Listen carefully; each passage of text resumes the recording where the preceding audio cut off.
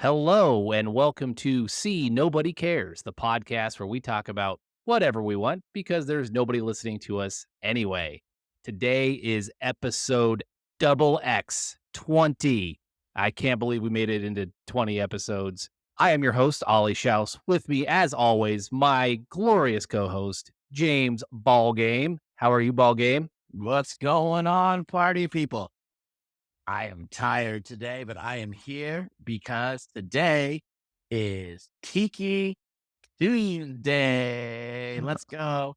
And I'm just going to jump right in and welcome our special guest, the Tiki Man himself. Please join me in welcoming our pal, Rohit. Hey, everybody. Appropriate that for 2X, you get two-thirds of a Vin Diesel. I don't even know what that means, but we wanted to have Rohit on for a while. Obviously, we were actually going to have him on last week, but we had the unexpected honor of having the GOAT himself, Stephen Gebhardt, on. So we had to bump our Canadian sensation down 1 week, but he apologized to us. He's so Canadian, so it's okay. Sorry. But I did want to make episode 20 our first video podcast because you can't talk about tiki without showing it off. We can talk all you want, but until you actually see the tiki, talk about the tiki, it's we had to do it on video. So if you guys don't like this, keep it to yourselves because we're gonna keep making them. Is anything nice? Don't say it at all. Exactly. Don't yuck somebody else's yum. Except when you use that expression, which is very yucking my yum anyways. Well, it's a never ending cycle of yums and yucks. I'm noticing in this light, my forehead is very shiny. Yeah. Are you sweating? It looks like you're being interrogated over there. It's a little warm in here. I didn't turn the fan on. I might be sans a shirt later. Who knows? Nobody wants to see that. It's a party. Oh, man. Rohit, what are you wearing? I'm wearing Tiki Turtles, my very first Tiki owned. I've got some Tiki heavy hitters in the mail on their way here, but this felt really appropriate as my first Roosevelt's Tiki. And I wanted to open the show by just saying one quick thing, which was I want to congratulate you guys on making it episode 20. If you guys had come to me at the beginning of the show, which I'm pretty sure you did, and you guys said, what would you got, what, to your friends, what would you like the show to be? I think a couple of things I would have picked out would have been, I want to hear from artists. I want to hear from HQ. I want to hear from like prominent members of the community. And the past 2 episodes, you guys have had Ian, Steve, and Aaron on. You guys totally nailed what I was looking for in a show. So on behalf of all listeners, thank you very much. You guys are great. Aw, thanks, man. Yeah, we checked all the boxes. Look at- Was that Rohit podcast bingo? Look at us. Who would have thought? Who would have thought? Not me. Which makes me the square in the middle. So That's all right. That's good. To celebrate tiki, I've made myself a tiki beverage in my very first tiki mug, which is an anglerfish. I'm going to get that up here. And it's not really a tiki drink. It's bourbon in a tiki mug. I'm happy about it. just give it a sailor enough name. It'll go.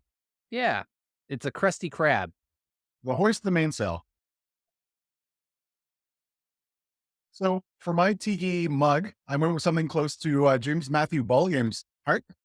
A mug from False Idol in San Diego, one of the great Tiki bars in the United States. So I know I just missed you when I was on my trip to San Diego in 2019, but I don't know. This kind of makes, I hope this evokes that missed connection and brings us together. And in it, I've just got a canned pineapple punch. I don't have enough time to go and get some Orgeat and Falernum to make some proper Tiki drinks, but this will do. James, what do you get? Nice. All my tiki mugs are still packed from our move. And so I have my Yeti, which Tiki Yeti, and it's a good old fashioned H2O. I have been out in the sun coaching baseball all afternoon. And so I am parched. So no booze for me tonight. And I have, what was that? You said Flernum? I don't even know what Flernum is. So you have to educate me. Don't they remove that from you? You get your appendix and your flernum removed at the same The time? Flernum is close to the duodenum. They just cellulose. Yeah. All right. I brought another tiki with me, and I actually picked one up for you, Rohit, at what is the name of that place? The Undertow, which is a tiki bar about 15 minutes from my house. And it's actually a tiki shot glass. And it is a parrot skull. But yeah, you're not going to get a lot of booze in there. But if you put some Bacardi 151 in there, that's quite a drink. So uh, if and when I get to see you again, I have one for you, sir. And if my wife ever starts keeping birds again, it can be a cautionary tale. Love it. Love it. Love it. Rohit, how did you get into the whole tiki culture thing? Because you're our tiki guide, if you will. No, I think I just in university when we go to drink, everywhere was an Irish bar. Just everything was a fox and feather, a feather and a firkin, Paddy McGarnagles. I know I was looking for something different, so I really keyed in on the different options. I live in Ottawa, Canada's capital. There, there's some fun foreign options, but there isn't much tiki. And yet, I love the tropical vibe. I love the flavored drinks. I love the fruit in there. I want to get as many fruits into a drink as I possibly can. So I think just following that, as I started to travel, my formula for travel became when I got to a new city, try and find a comedy club and try and find a tiki bar. And I just followed it from there. I followed my nose, who I don't know if he imbibes, but yeah, Well, looking for a comedy club and a tiki bar, those are probably going to be within walking distance of each other in almost every major city, I would think. here's open. Yeah, it was fantastic. I think getting out to California, you guys have some of the best tiki bars in the world out there. I'm really envious of sort of the access to that kind of culture. There was some legacy tiki here in Ottawa. There's this bar called Barrymore's that I think is actually affiliated to like the John Barrymore, Drew Barrymore family. And they had like let's call it a mid tiki bar in the basement, but or sorry, on the main floor. And that's the closest I could get, but I'll take it. Since then, we've had a new tiki bar that opened up called Poa Tiki. That to me is the least you can possibly do to qualify as a tiki bar. But man, I'll take it. There's another spot in town called Nan's Parlor that's tiki adjacent with grandma themed drinks.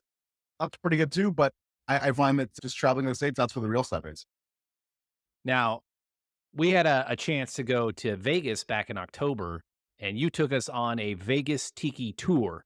Now, I'll be honest, I don't remember much from that night. There were a lot of tiki drinks that we had. I remember Frankie's and the golden tiki. Does that sound right?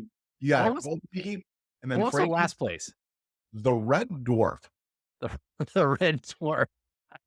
Well, that's what to expect because Red Dwarf is a British sci-fi comedy show. And I'm like, what are we in for here? But when we were out at the first couple of spots, an insider, a Roosevelt's insider named Jared Moreno reached out and said, hey, this is my friend's spot. You should go check it out. I'm somewhere else, but I think it's really cool. And I can't pass up a hot tip like that. I'm only what happens in Vegas stays in Vegas. So got to do what you can while you're there. So I shuffled you guys along and we had a great time. So I'm really glad we got to make that trip. I remember eating some really good pizza at that place too, but I could be making that up. I don't remember. You're exactly on point. And I just saw in the news that they were voted one of Vegas's top Detroit style pizza joint. So I've they, had Detroit style pizza twice. Okay, You, good. you have to offer an official retraction now on your previous comments on Detroit pizza. I thought I did on that last episode, didn't I? I Didn't I mean, retract it? I think you did. I think you apologized, but I think you need to do something bigger now. Maybe send out Detroit pizzas to people, like go I'm volunteer. not Tom Cruise. I'm not Go- sending out cakes. Go volunteer at a Detroit pizza kitchen. I don't know. You gotta make amends, dude. Like you came hard, Detroit pizza. And lo and behold, you love the it. kitchen. Sounds like a good franchise concept. We should get on that. Yeah, I mean that. I don't remember the first Detroit style pizza because there was, again, lots of alcohol that night. But I definitely remember Tacoma Pie up in Tacoma here a few weeks ago, and it was amazing. So I officially retract my hateful statement on Detroit style pizza for my homies that love Detroit style pizza. I'm excited to watch your Michigan numbers tick back up. Yeah, I don't know. Actually, Apple will tell me the cities that listen to us most. Anybody want to guess the top city that listens to us? I'm going to try Orlando. James? I'm gonna guess Florida. Somewhere in Florida. It is Orlando, and it's not close. Yeah, much love, Orlando. Thanks for listening and supporting us. So I do want to go back to Detroit pizza one more time and just say this Las Vegas place, like I'm skeptical on Detroit style pizza, but Red Dwarf was on run. So strongly recommended by the two of us. James, we'll get you out there. Heck yeah. After we hit up the tiki bars in downtown San Diego at San Diego Comic-Con. That's happening. Rohit, you've been a world traveler. You've traveled the world, scouring the earth, walking like Cain, looking for tiki bars. Where is the best tiki bar that you've ever been to? Man, that's tough because I think they're all unique and beautiful in their own ways. There's a place There you called go. He's Full doing the Water. Canadian thing. He doesn't want to shit on anybody. No, you got to give us just one.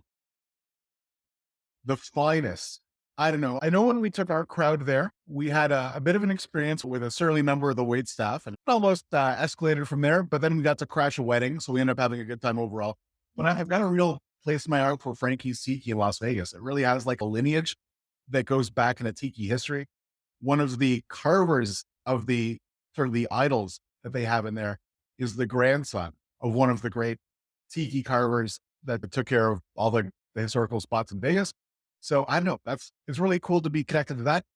It's like punk rock is the wrong word, but it's a bit of a dive tiki bar. It's open 24/7. It's 100% a dive tiki bar. And that is not a criticism at all. It's not gentrified. It's just a lot of fun. Just don't get on the wrong side of the wait staff. Yeah, she was not putting up with our bullshit at all. She was definitely used to serving locals and not us out of town yokels. But you're right. We did crash a wedding. It was a reception. It was an after wedding party. So it's not like we were messing up vows or anything, but we did get a picture of all of us with the bride. We should throw that up on the Facebook page, James. Man, Owen Wilson and Vince Vaughn got to be so proud of you guys. Fujimura wedding, 10 p.m. Gonna have tempura. Oh, what a good time. What a good time. So actually, having spent some time with you, Rohit, and going to the tiki bars and stuff, that's become a thing that I look forward to do. So when we had people come to town for the first ever Breakfast Balls meetup, which James missed because was it the flu? Is that why you couldn't come? Were you sick? Yeah, I was sick. I was on my deathbed for about 4 days there. Yeah. So I'll give you a pass on that. But that's where we went to the Undertow, which it used to only be one like up in central Phoenix. It was like an hour drive from my house. But they opened up a brand new one that's 15 minutes from my house. And it is so freaking cool, guys. When you guys come to town, I'm going to take each of you there because it's tiny. I think it seats maybe 20 people, maybe. But it's got like Disney style, like special effects in it. It's really cool. We have to go. It's a good time. I love the tiki bars that have that kind of audio animatronic setup. The Grass Skirt in San Diego that you enter through a meat locker in a poke restaurant. It's sort of opens up in this big space. It's absolutely huge when you get in there. And I think it's like one of the first places I got to go where when you order a scorpion bowl or whatever, they flash the lights. There's like thunder and lightning sound effects. They really get that level of fun. I really do have to check out Trader Sam's establishments because I think they're pretty well set up for that too. But a tough part of traveling to Disney with your family is that it's hard to invest a lot of time in going to the bar. Trader Sam's is a challenge. It's a great spot. I've been to the one in Anaheim Disney several times. It's just a challenge to get in. You have to book your reservation way far in advance, or you do standby. But if you do standby, you're not likely to get in the restaurant. You are out on the porch, which is also lovely. And you can still walk in anytime and walk by the bar and see all the decor, but it's definitely worth it. Yeah, I give Disney credit for being pretty early on the tiki train. I believe they opened up the Tahitian Terrace in 62 and the Enchanted Tiki Room in 63, which I know doesn't stack up that far from a culture that started around the end of the Great Depression, took off a bit after World War II. And then, like I said, Disney, I think, got in pretty early. You know me, I'm a big Disney buff. Walt Disney's original plan for the Tiki Room was live birds. It was going to be a restaurant, and they were going to have live birds in there. And someone pointed out to Walt, hey, man, the birds are going to shit all over the food. That's where he went to his Imagineers, and they started making animatronic birds. And literally every animatronic after that is because They were afraid the birds were going to shit on the food in the tiki room. So there you go. Disney fact of the day. Love it. I love the tiki room. The tiki room has always been like a fun spot we would go. My mom loved to go to the tiki room. We would get our Dole Whips and chill. And there is something about the flapping plastic, clack, clack, clack, clack, that goes on in there. That's just, it's rhythmic and it's soothing. And then when the rain and the thunder starts and the birds are singing, I know all the songs by heart. And it's also not a bad place to get a few winks and get some shut eye if you need 5 minutes. We're going to sit if your dogs are barking. Yeah, big time. And it doesn't matter what time of year. It could be 100 degrees outside. I believe it is raining every single time in the tiki room. I believe that storm is real and there's actually rain outside.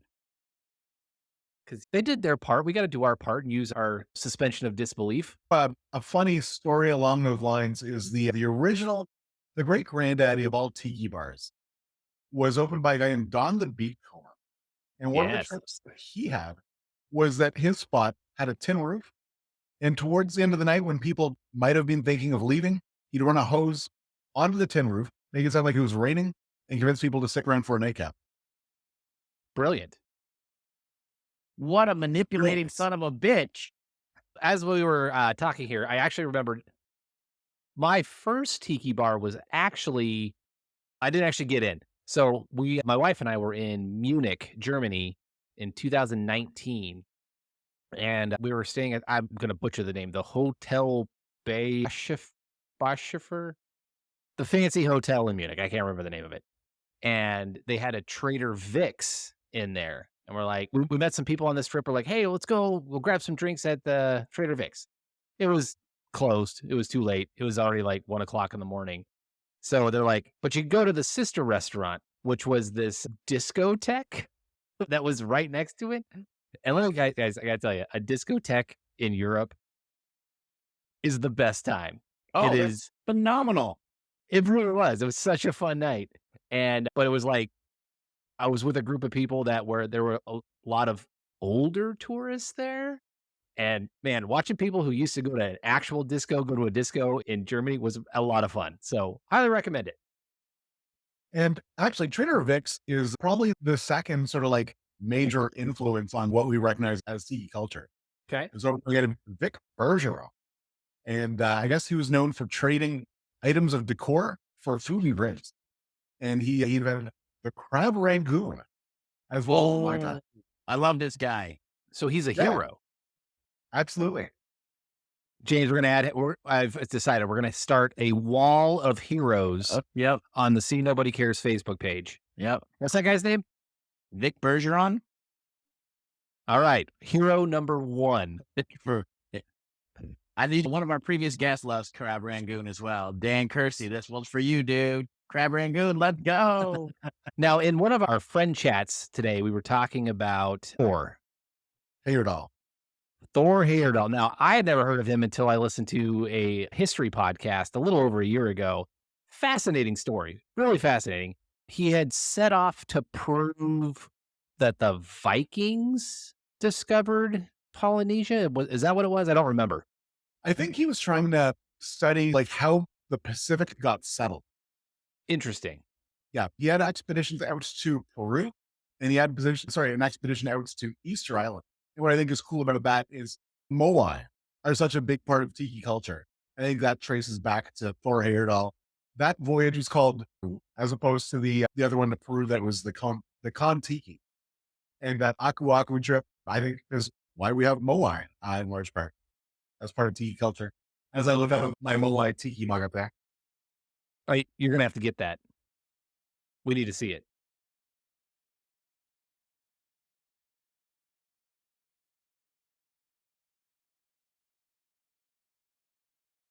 I'm really glad we didn't hear things falling down and breaking while you did that. I was getting nervous. Oh, man, that's so cool. Is it silver? This one is silver, yeah. That's super cool. I brought one more tiki mug in here with me. I have several more, but I have some friends that are in a group chat, and we are some Roosevelt's Star Trek enthusiasts. So for you guys, Captain Kirk Tiki, he's got a phaser right there. James Tiberius Kirk. Can I also give a shout out to Ollie for potentially getting a hint about a future of Star Trek drop That was big. on the last podcast?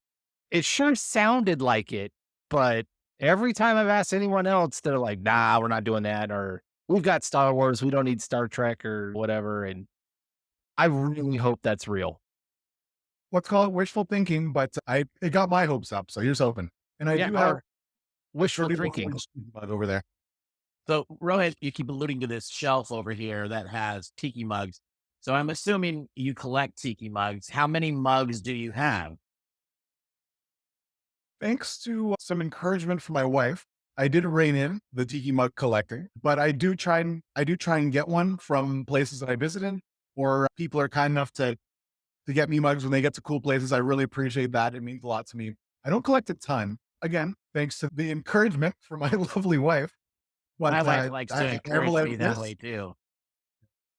I'm allowed this in shirts. There you go. So we are 24-ish minutes into this podcast, and we haven't mentioned Ian Glaubinger once.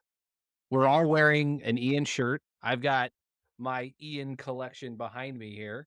Ian, thank you for your contribution to everyone's tiki obsession. Also, speaking of Ian, boom, there he is. Little tiki guy. Bye, Ian. That tiki guy needs a name. Can't just call him Tiki Man. I know. We've been calling him Tiki Man, Tiki Guy, Tiki Dude. We got to get a name for him. How about a name contest? I like it. I like it. News. How do we want to do that? Do we want to do a poll, take nominations, and then we're big on polls on See Nobody Cares podcast here. We really like polls. I'm drowning in polls at the moment. I think let's start with some nominations. Let's get some of our fans, some of our friends. Let's open up a thing. We'll get them to make some nominations, and we can whittle it down from there. Yeah, I think to keep it simple, James, you and I will take all those suggestions, and you and I will each pick 2 that we like. Yeah. So we got 4, and then we'll let everyone vote on the 4. I want to get Rohit in on this too, since he's our tiki guy. He's our tiki aficionado. And I think he should join us in that. Well, he can get 1. He can pick 1. So we 2, 2, and 1. Top 5. Here we go. Top We'll do 5. I like it. I like it. A tiki guy top 5. There. It's done. It'd be an honor. Fantastic. You're for history. And going back to Ian and his influence, I'm grateful to him for his work on not just designing the shirts. If you look at his artwork, he's done some great tiki art. I think he's got a tiki map out there. And in talking to him, I was like, "Hey, one of my bucket list things is to go grab a tiki drink with you, but I don't think he drinks, so I got to go grab a tiki mocktail." But that is a definite bucket list item for me and him. Yeah, I'm thinking, is it too soon to have Ian back on the show? But I think we're ready for another Ian episode. We'll see. It's hard to live up to the first episode. Man, that you let that dog off the leash and he runs. Cheers to Ian.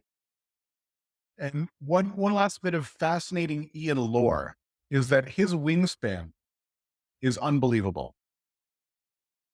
His reach between his 2 arms, he can reach higher in the air than I can, and I'm 6'5" and he's not. But he can still reach higher in the air than I can. It's really impressive. You guys got to check it out.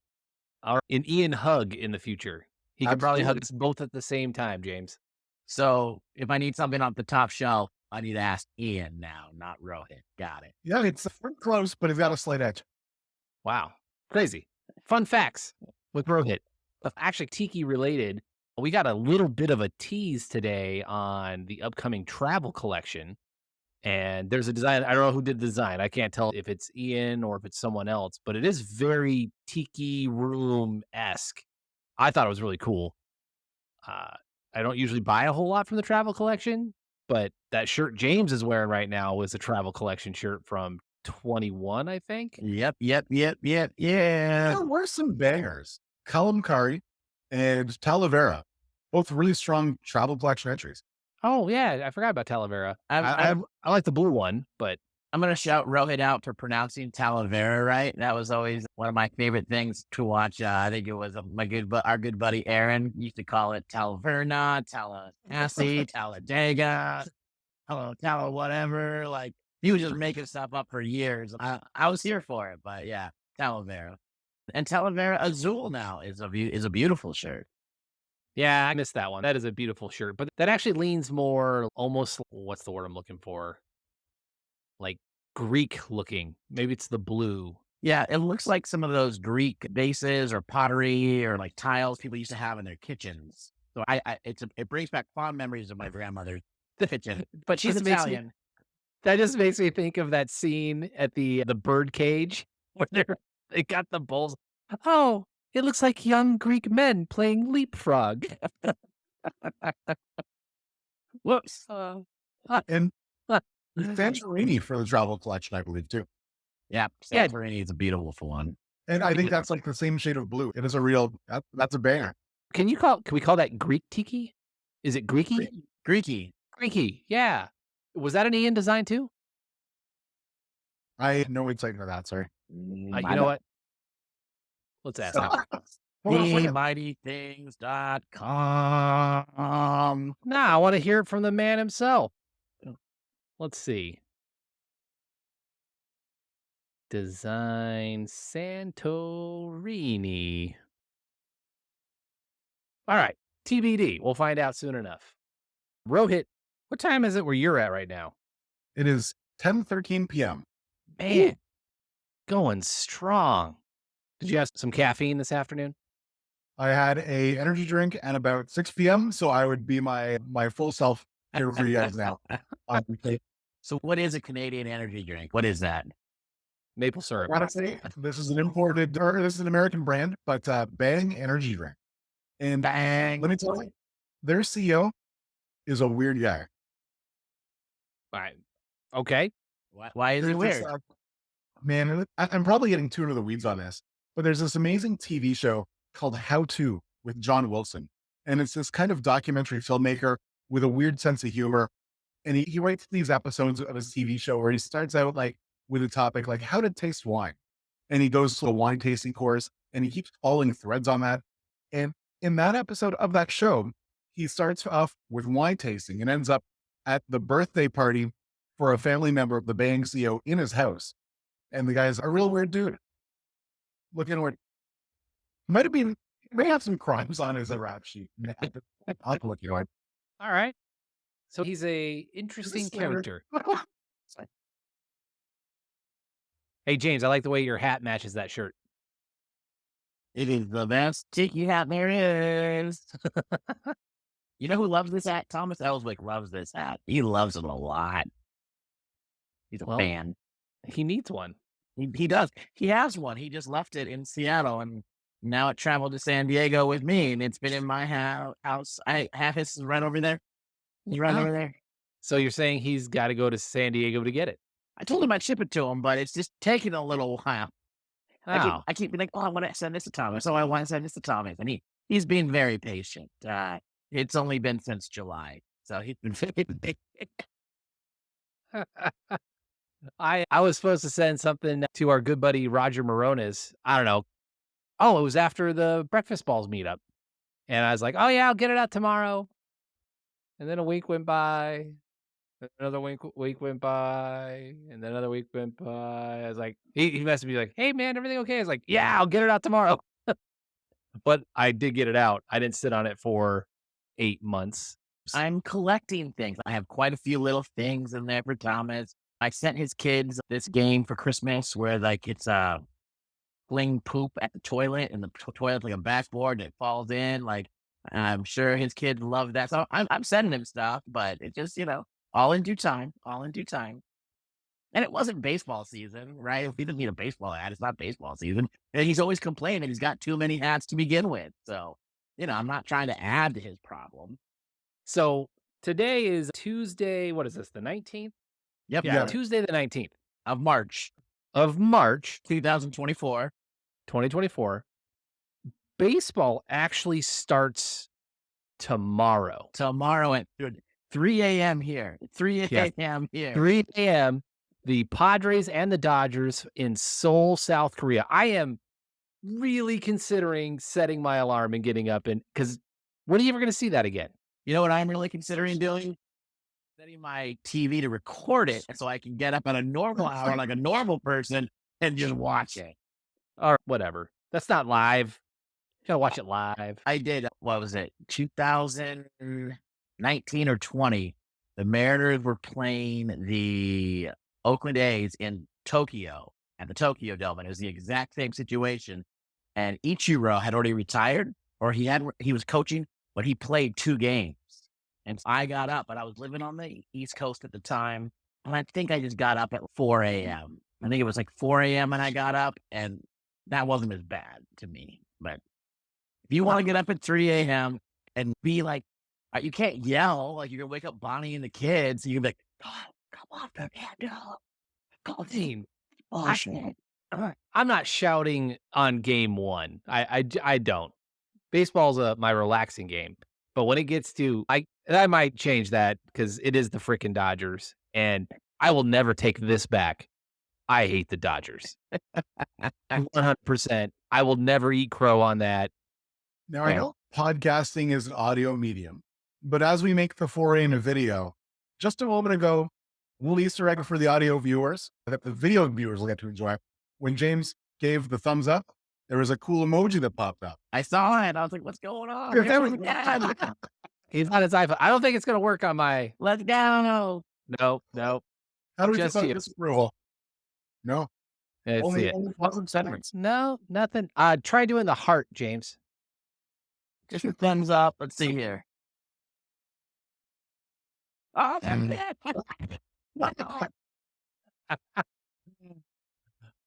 Yay. Aw. A whole new frontier of podcasting. Wow. We're so easily impressed. Wow. I got balloons with a peace sign. What about some of that?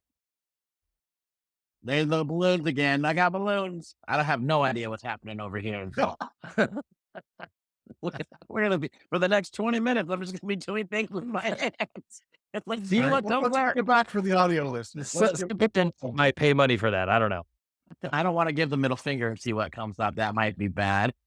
I will label this episode as explicit. I think when people saw my name on the podcast, I'd assume it was explicit. Yeah. People just know you for being so explicit with all your language and derogatory comments all over the place. Fiddlesticks. Fiddlesticks. It's like having Charlie Brown on the show. Reef. Don't make me come this. Oh, you cotton-headed nitty muggin. All right, this is getting ugly here on the podcast today. Wow. Sorry. I apologize. Guys, I really am sweating in here. It's really warm. Whew. Just undo a few more buttons for us there, Ollie. There you go. Let's see here. We get one more. Let me plug down all level. Oh, Sorry. freeing the puka shells. That's right. Oh, yeah. My puka. Yeah. Real nice. Yeah. There we go. All right, next time we meet up, we're running some pukas. The Tiki meetup. James, you got one too many buttons. Here we go. It's a show now. I just didn't want any like new memes to pop up as I started doing that. Oh, man. Oh, boy. And ball game is now ventilating. So, yeah, I don't know how we're going to strike the balance between our audio viewership. That's not the same thing. Listenership and our visual viewership. Because obviously they're going to look different and sound different. But hopefully this all translates into something people still want to listen to because that's what we're going to do. There you go. Why is it a think bubble? That doesn't make any sense. I don't know. Well, I think blew their budget on the balloons. And then by the time we got to the thumbs up, there's that little idea thumbs up. How about the yellow thumb to pop up there, but like Homer Simpson? But how does like peace generate balloons? Like I'm saying like peace or two, and that's balloons? Yes. It doesn't make sense. Does 3 something too? Does 3 get me something? Nope. Nothing. Nope. What about yeah, try this. okay? And No. you're okay. I'm okay. You looked at it. Now I gotta punch you. Wow.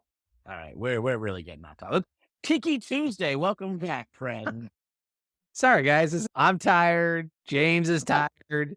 It's like midnight in Saskatchewan where Rohit is. The second Out here in Regina. Regina. Which is why Regina rhymes with fun. They did run that as a marketing slogan for a bit, and it was a big controversy. Oh, yeah. The Canadian sensibilities were offended. I get it. Rohit, you just said at the beginning of the show that Turtle Tiki is your first tiki, and you've got some big hitters landing. Which big hitters are coming in? Actually, you guys are repping them at this very second. I've got Melee arriving in the mail tomorrow, courtesy of Grandma Beth, who helped me land that one. Way to go, Grandma Beth. Yay. All right. She's the best. And I somehow acquired 2 OG tikis.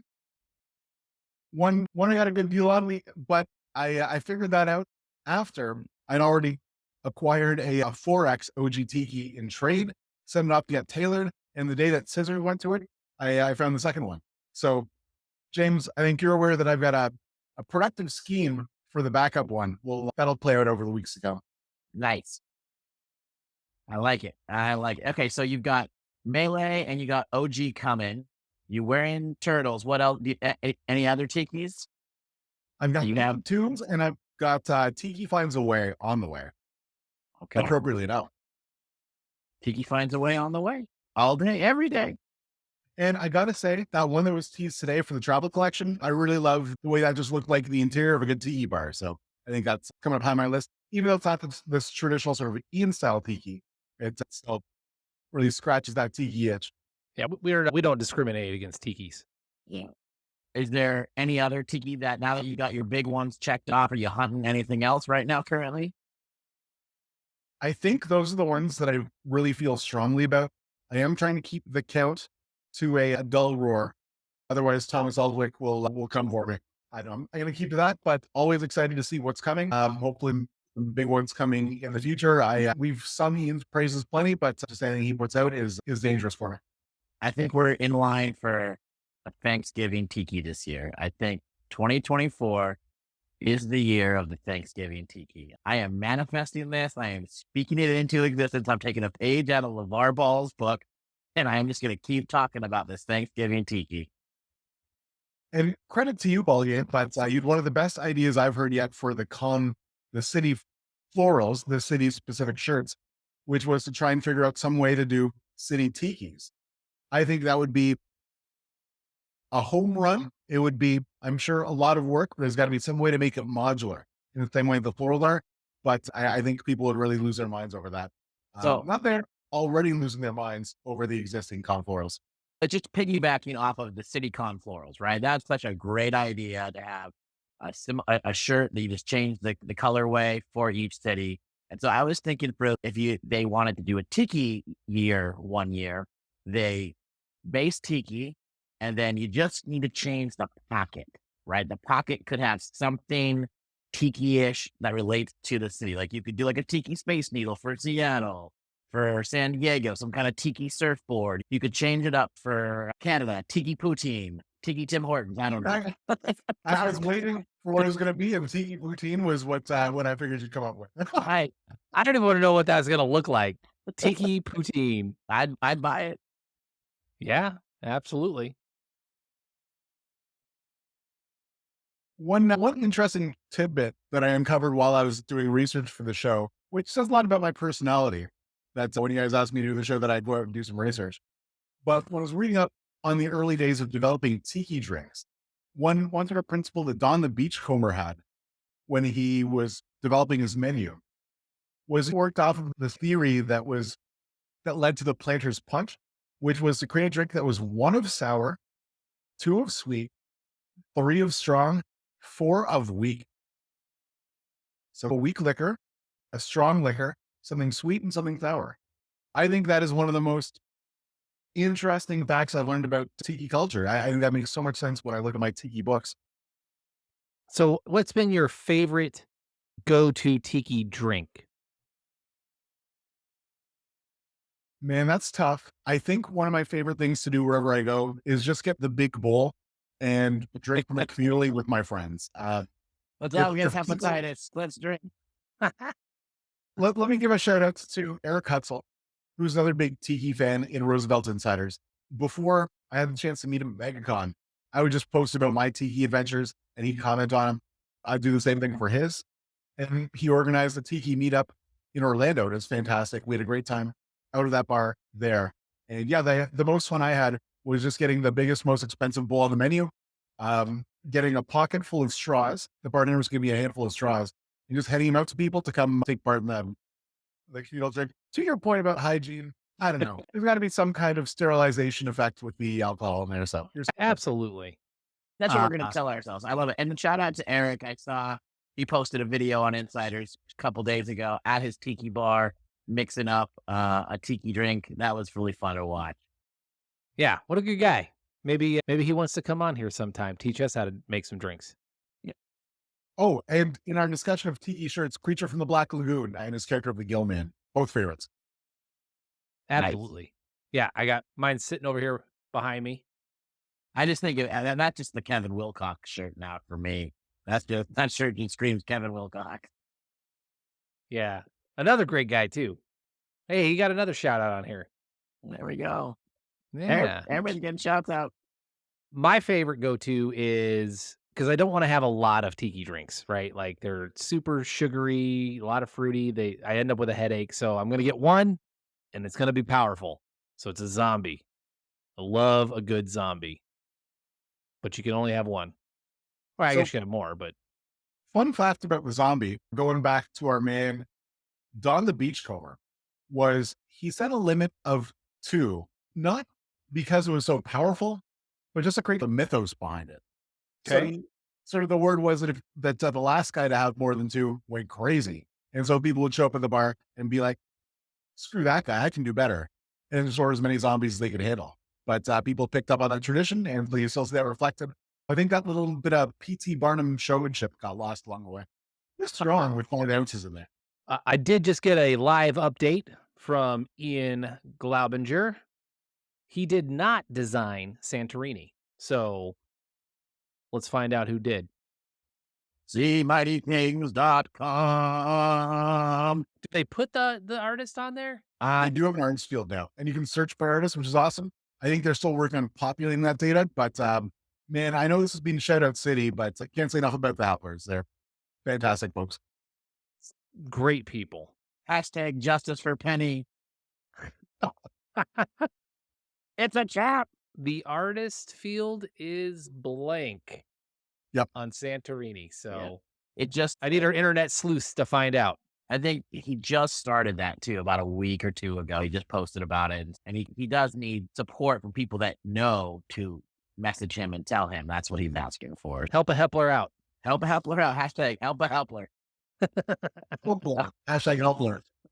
Help Helpler. Hepler. I'm sure he got that enough growing up. Hamburger Hepler. What? Oh my gosh. You're going to give him like PTSD. I'm sure. Kids You know are people cruel. tease him. Kids are the worst. Kids are mean, man. Oh my goodness. Oh. Man. Yeah.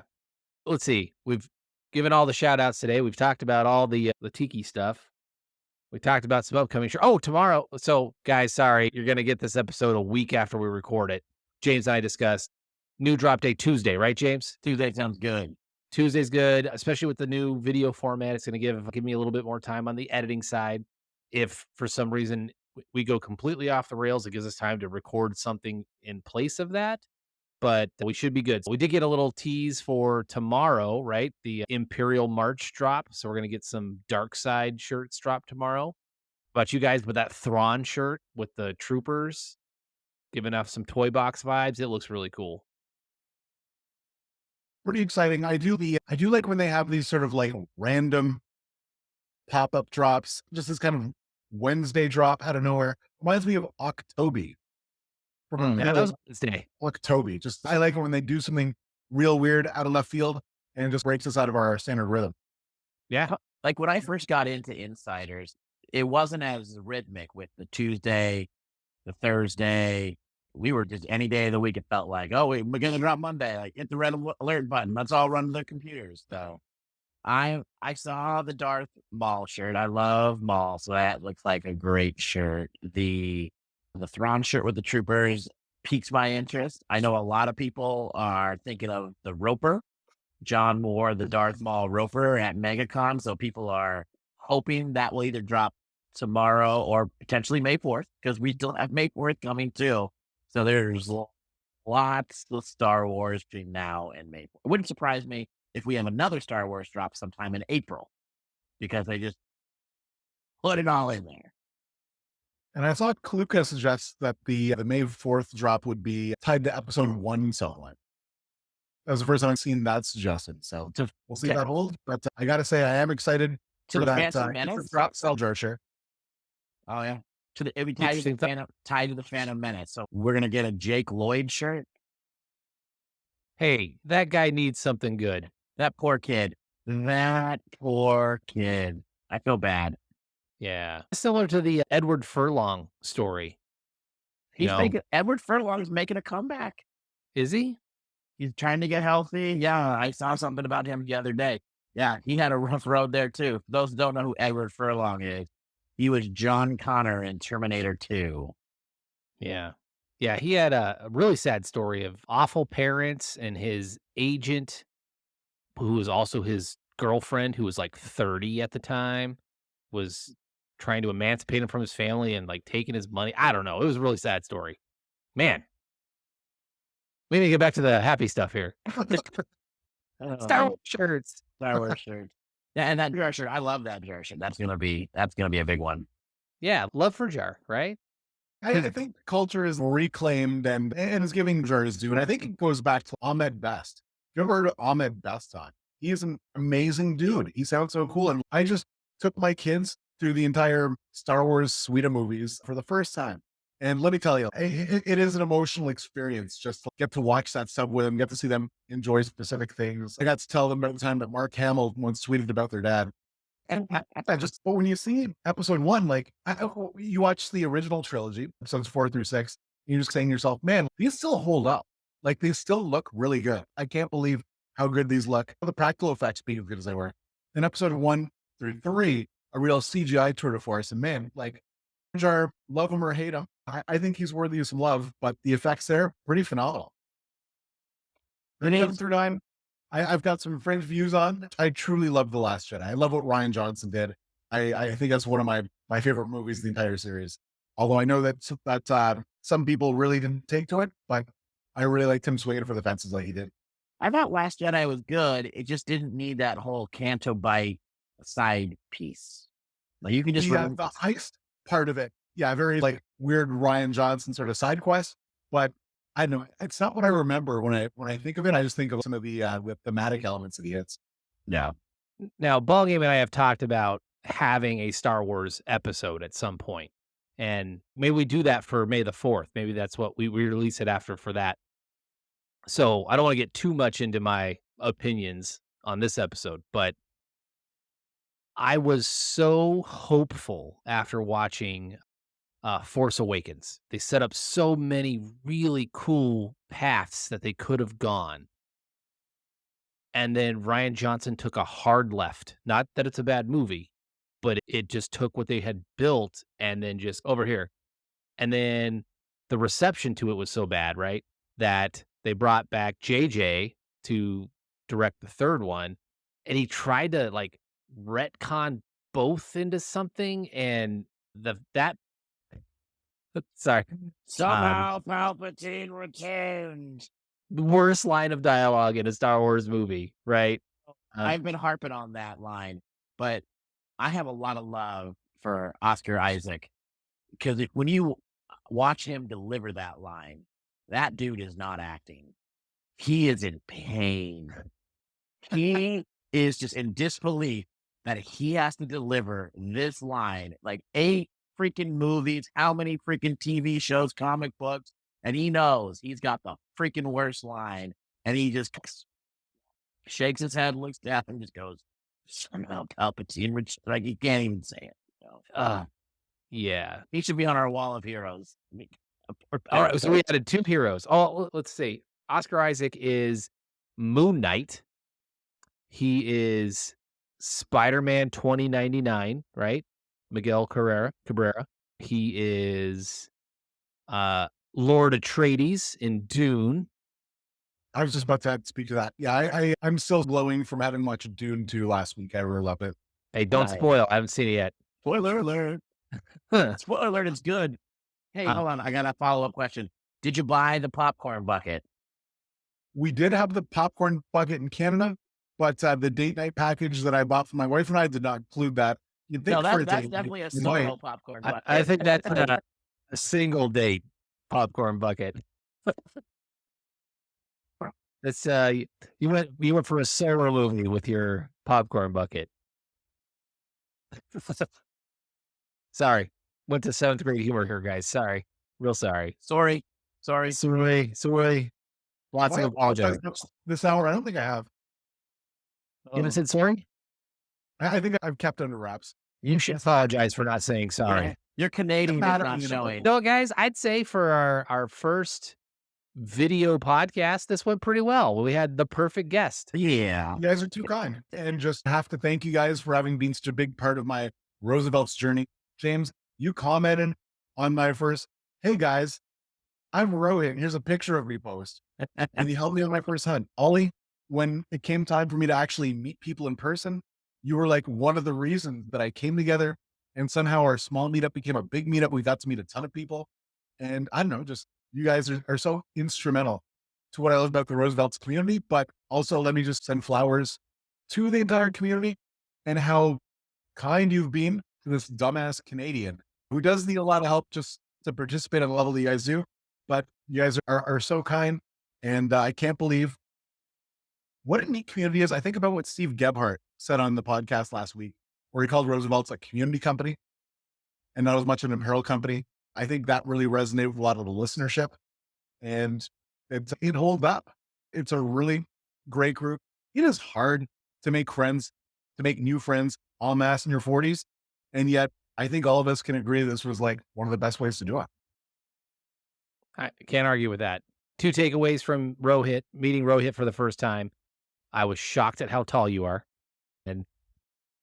and how fast friends. Like it instantly a deep friendship. And I am grateful for that. Just like meeting you, ball game. You are not as tall as I thought you were. But you thought I was tall? All No. right. Not even a little bit. But also fast friends. So I am grateful for both of you. What a fantastic community for people. I still feel so lucky just to be a part of it. Thankful that I had Thomas with pushing me into insiders. I was a guy that was on the fringe. I was looking, I wasn't posting. I was liking things, but I wasn't making lots of selfies or posting lots. And he and I were chatting on the side. He's like, oh, dude, you got to get involved. You got to try to meet this person. You got to meet this person. And then explaining the how it works, right? You guys got some phenomenal shirts in your closets, and a lot of those, you have the money to purchase the shirts, but they're hard to find. But it's through the relationships, through the people, and the shirts are great, right? The shirts are fantastic. But I think almost every shirt I have in my closet has a story connected to a person, and that's my favorite part about it. I can look in my closet and go, this once hung in Aaron Williams' closet, or look at this. I was wearing this Ricky Vaughn Wild Thing shirt when I met Ollie, or look at this Kraken that I had at the Seattle All-Star game with Patrick and Adrian and Tom. Every shirt has a story, and that's the community piece for me. That's what I love. I love what you just said about how every shirt has a story that ties to those friendships. And if I can remotely cheers you guys with our tiki drinks here on this first video podcast, cheers to that, all here. Cheers, boys. Thank you, friends, for being here. Thank you, friends, for listening. You've been listening to Rohit, and he's Ollie. I'm Ball Game, and we will catch you guys next time.